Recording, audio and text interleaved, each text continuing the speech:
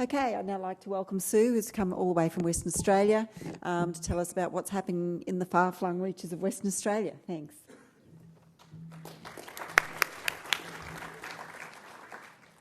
I'm speaking on reaching zero euthanasia for fully utilising the foster care program. Good morning. I'm very grateful to have the opportunity to speak with so many other like-minded individuals here today. Even though I started S.A.F.E, oops, I think we missed a slide there. Ooh. I think we've got the wrong USB in there.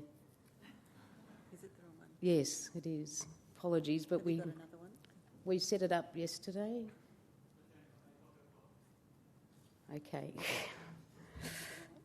Yeah, but it's not radically different, but it is a bit different. That's okay. That's right. It's. I'll manage. Do you want me to go and get your other USB? No, it's all right. I'll manage. Apologies. I wanted it off to a good start, but anyway. Even though I started S.A.F.E almost 9 years ago, I've had a limited opportunity to liaise with peers in the animal welfare industry. The biannual Animal Welfare League conference has been my only regular contact outside of northwest West Australia. It's a wonderful opportunity for all of us to share our knowledge and strategies in our animal rescue work. So I've been absorbing so much information over the last few days, which will assist in S.A.F.E's growth. Parts of my presentation may seem as though I'm preaching to the converted. This isn't the intention. Rather, it's to share S.A.F.e's philosophy and how it works. Saving Animals from Euthanasia, or S.A.F.E, was founded in Karratha in the Pilbara in February 2003. Since its inception, S.A.F.E has developed branches and networks across the state. This has been an amazing journey, and we've seen some great leaps forward in the animal rescue industry. S.A.F.e's mission is to ensure that no companion animal succumbs to euthanasia purely through lack of somewhere to stay, and that the optimum quality of life is achieved for all companion animals. Although we operate in Western Australia, we hold this vision for the nation and believe it's very attainable as all sectors of the industry come together to work towards our common goal. All of us here are playing a pivotal role in the achievement of zero euthanasia across Australia, and I'm very grateful for this opportunity to share S.A.F.e's vision for the future. A large part of achieving this vision is to change attitudes and beliefs, to challenge the norm and create new standards, and to phase out caged care. Part of quality of life for pets is not being sentenced to extended periods of time in a cage, often with a timeline on their heads, solely based on available funds or available cage space. S.A.F.E has saved thousands of lives, majority cats and dogs, with no facility whatsoever, no regular or ongoing funding, all through the passion of volunteers and the insight and awareness to tap into foster care homes instead of cages. S.A.F.E is also working with ranger services across Western Australia, but there is still so much more that we can do to progress in the development of a more consistent working relationship with those who are so important, in such an important role in making decisions about the future, or lack thereof, of the animals who are in our pounds. My PowerPoint's not matching the story because, like I said, it's a bit out, but the message is still there. Challenging the norm. S.A.F.E is realistic about our world today.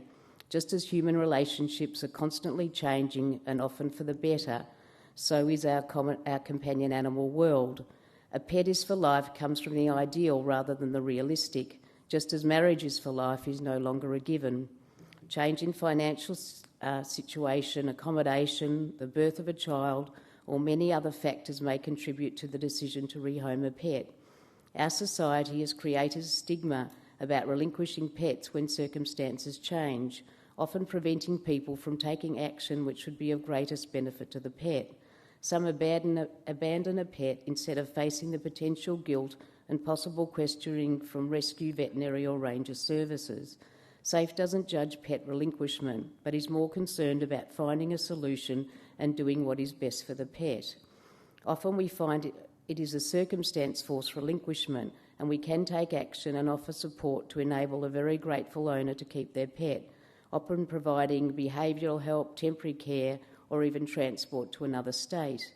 The potential cost and logistics involved in preventing a forced relinquishment is very small in relation to the cost and logistics involved in taking on and rehoming the pet, and by doing so we assist in a positive outcome for both people and their pets. S.A.F.E focuses on matching pets with people. Due to the possibilities of foster care, there's no urgency to adopt pets, but rather it allows time for the right match to be made. When pets can be viewed or discussed at length by phone or photos or even videos, potential owners can get to know the pet's personality rather than visiting an institution to view animals in cages where their future is uncertain. How better the choice adopters are likely to make, knowing that any pet they view or inquire about is going to stay in a loved home until a well-matched permanent home is found. No more pity or guilt-based decisions. S.A.F.E wants all breeding to stop until supply and demand are a match with our pet companions. We want people to choose a rescue pet rather than purchase a pet from a breeder. There are many ways in which S.A.F.E leads by innovation. The utilisation of air freight. With Australian Air Express sponsoring S.A.F.E, our pets can fly anywhere in the country at a reasonable cost. There are no boundaries as long as there is an airport that the prospective adopters can access our pets. They're not limited to the local area for rehoming. In our world today, with such advanced technology, computer networks, just as humans find partners and friends through this forum, so do our pets find homes. Through the innovative work of S.A.F.E, Pet Rescue and other pet matching services and the support of air freight companies such as Australian Air Express and Jet Pets travel services, animals can be matched to owners across the country. There is also much potential for websites to assist in matching animals to foster homes as they are already with permanent homes. For difficult to rehome animals, particularly adult cats, S.A.F.E even has an in-between foster adoption program. People who don't want a succession of foster animals but also can't adopt permanently can care for a pet for the period they're able to. The pet then returns to S.A.F.'s care and is listed for the website for rehoming. This is an ideal in a town like Karratha that's so transient, especially with so many overseas families coming for a specific contract and time period. With this program, there are so many benefits for both the animals and the families. Public education to inspire desexing all cats and dogs and providing support to reach the outcome. S.A.F.E will find a way to ensure an undersexed pet is desexed, no matter who covers the cost. S.A.F.E pets not only stay in homes, they often go on outings and family holidays to the beach, camping, etc. Just like a foster child, they're part of family activities. It's a far cry from sitting in a cage until a home can be found, or maybe not if their time has run out. S.A.F.E works on preventing relinquishment by encouraging many sectors in the community not to take a permanent pet to foster care instead. It's the ideal solution for the pets and people when, for many and varied reasons, a permanent home isn't appropriate. Foster care the way forward. In our human world in the past, those who didn't fit into society or abide by its standards were locked away, placed into institutions. In our world today, there's been a huge shift into deinstitutionalisation. We've taken this concept and applied it to our animal counterparts in the same manner. In recent years, we've become aware that being placed in an institution does not benefit those restrained and isolated by it, is actually damaging both physically and emotionally. The trend is now turning to home-based care, both for our fellow man and our pets. Facilities for quarantine and general assessment do need to exist to ensure pets' and behaviour is appropriate. To ensure pets' health and behaviour is appropriate for rehoming. These facilities are for short assessment stays only, and most pets would not need to spend more than a day there. These facilities could be purpose-built or at a trained and equipped foster carer's own home. S.A.F.E is well aware that foster care is utilised to an extent across the country, but nowhere near to the degree into which it could be, and it's often utilised only for special needs, while pets in cages in institutions are still the waiting place for so many. The potential for foster care is enormous and is currently not reaching that potential. A huge percentage of homes could be utilised, even if on one occasion only. As the awareness and understanding about what's involved in foster caring increases, more and more homes are being opened to save lives. Foster care benefits. Foster caring has many benefits for all parties concerned. For the achievement of zero euthanasia, it eliminates the need for a limit on the time it takes for the animal to find a home and reduces relinquishment in several ways. It provides the opportunity for anyone to find out what it's really like having a pet in their life. This greatly assists in less relinquishment of pets because there is a % of new owners who had no idea what to expect from pet ownership or the time and responsibility it requires.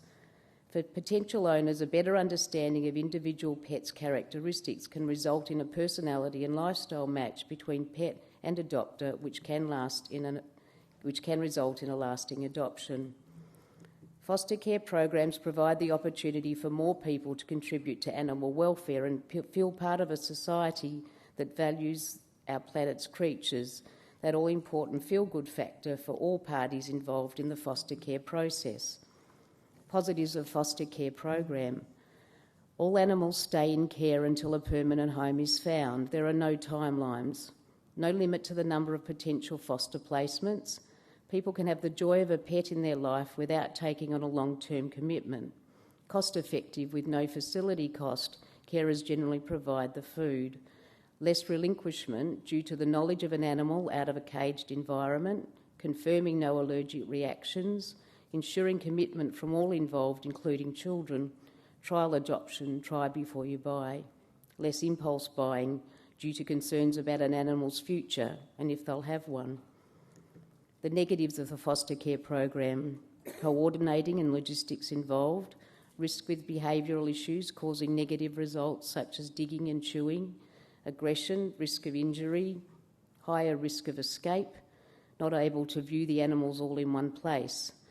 Some well-meaning carers may rehome their foster pet, even deciding to keep the animals themselves without following protocol. This is always concerning, but particularly if the pet has yet to be desexed.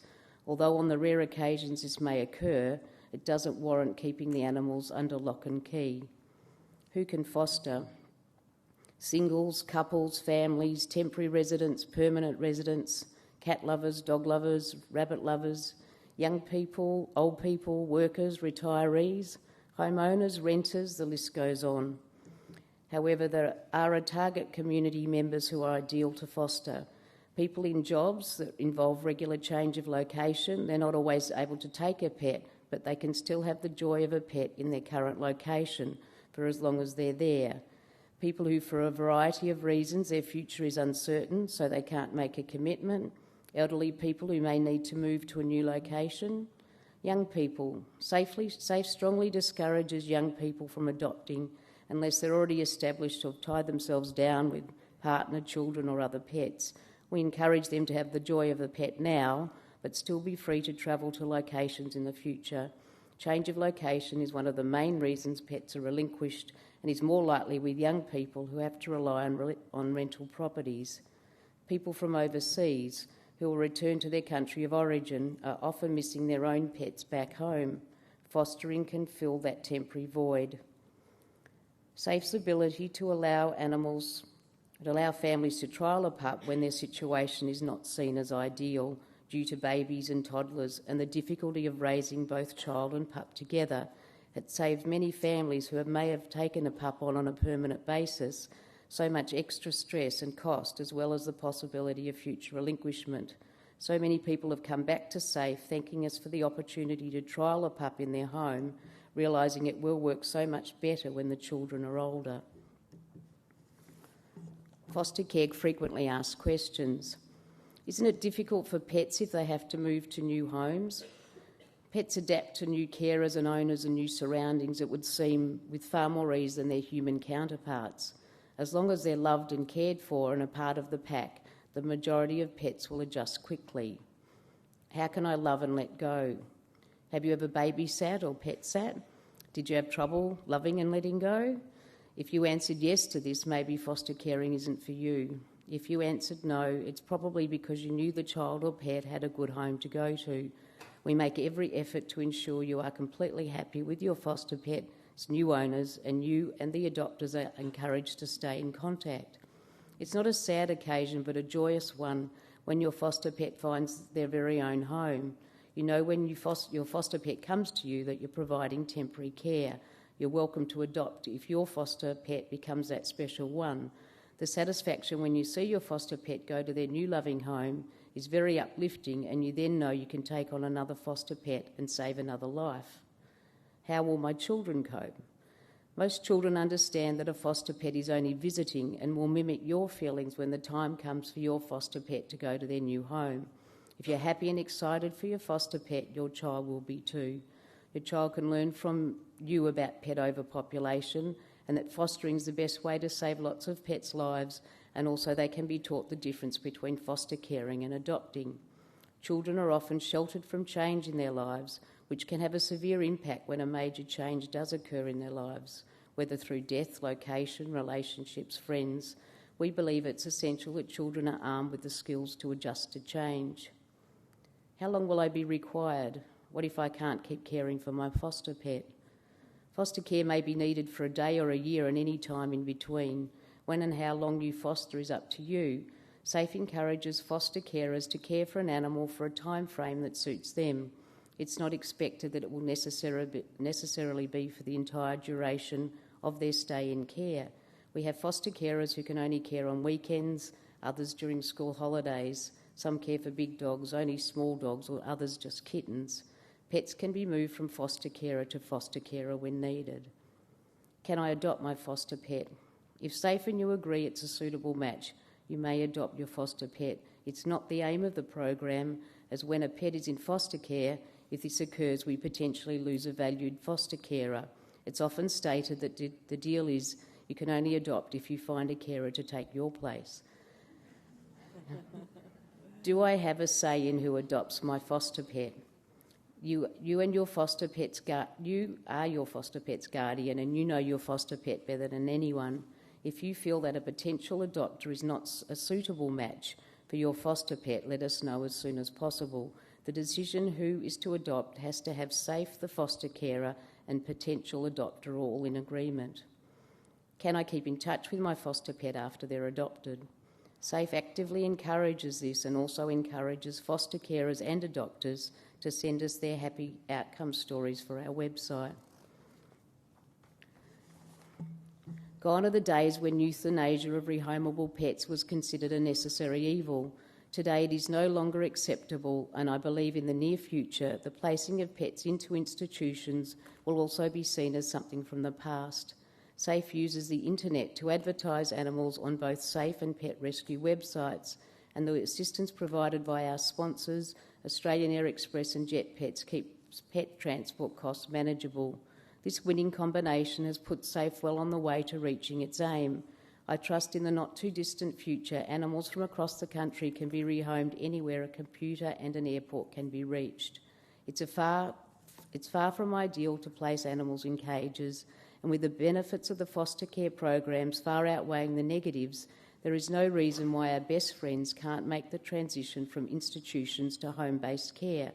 When we begin making maximum use of the foster care program, it will have a huge positive impact on us reaching zero euthanasia across the country, while we are all currently working on the prevention of pet overpopulation. Thank you for your time. I look forward to working with you in the future. Please feel free to come and speak with me or have a look at the display about S.A.F.E that's in the foyer. Thank you.